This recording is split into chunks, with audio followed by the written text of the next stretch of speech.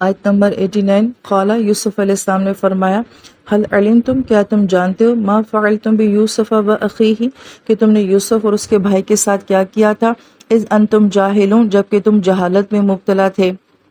اس آیت کے بارے میں علماء کرام یہ فرماتے ہیں کہ یہاں پہ یوسف علیہ السلام کا اخلاقی معیار اور کردار بہت اعلیٰ انداز میں بیان کیا گیا ہے، چونکہ یہاں پہ بہت سارے گرامر کے نکات آتے ہیں جسے عام لوگ نہیں سمجھ پاتے، لیکن کچھ آپ کے سامنے بیان کر دیے جاتے ہیں کہ جس سے پتہ چلتا ہے کہ یہ اس سورہ یوسف کی خوبصورت ترین آیتوں میں سے ایک آیت ہے کہ یہاں پہ یوسف علیہ السلام اپنے بھائیوں کے سامنے جس طرح سے بات کو مینشن کر رہے ہیں اس میں کتنی عاجزی ہے۔ پہلی بات تو آپ فرماتے ہیں حل علمتم کیا تم جانتے ہو، تو گویا کہ حل نے لا کے یہاں پہ جملے کے اندر بڑا ہلکا پن جو ہے وہ پیدا کر دیا ہے، سوالیہ انداز کے ساتھ آپ جو ہے وہ بات کر رہے ہیں، ورنہ یہاں پہ بہت سارے الفاظ اور بھی آ سکتے تھے کہ تم وہی نہیں ہو بلکہ تم ہی تو وہ لوگ ہو کہ جس نے ایسا کیا ہے، تو ڈائریکٹ یوسف علیہ السلام نے ان کے ساتھ اس انداز میں بات ہی نہیں کی بلکہ سوالیہ انداز میں کی ہے۔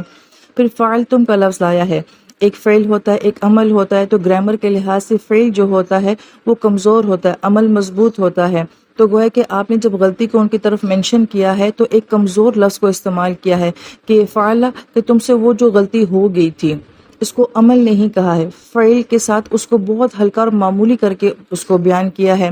پھر اس کے بعد یوسف جو بنتا تھا وہ فعلہ کا مفعول بنتا تھا، لیکن درمیان میں با حرف جر لایا گیا ہے کہ تم جانتے ہو کہ جو تم نے کیا تھا ساتھ یوسف کے، تو گویا کہ یہ ایک طرح سے الفاظ کے اندر اور مزید ہلکا پن جو ہے وہ پیدا کر دیتا ہے۔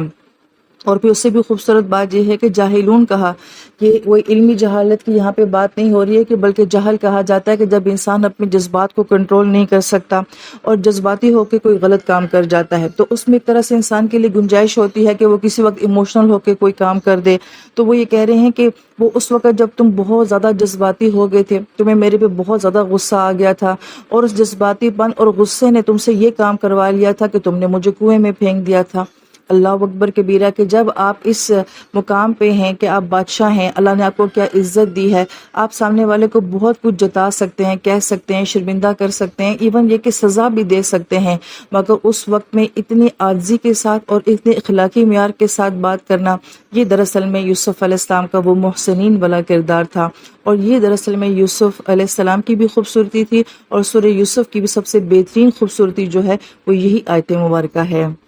اور یہ بہت ضرف کی بات ہوتی ہے جب آپ کچھ کہہ سکتے ہوں مگر اس وقت آپ نہ کہیں، جب کسی انسان کو آپ اس کی غلطی بڑے اچھے طریقے سے ثابت کروا سکتے ہوں مگر آپ نہ کریں، جب آپ بدلہ لے سکتے ہوں مگر اس وقت جو ہے وہ آپ بدلہ نہ لیں، تو یہ بہت ضرف اور ہمت کی بات ہے۔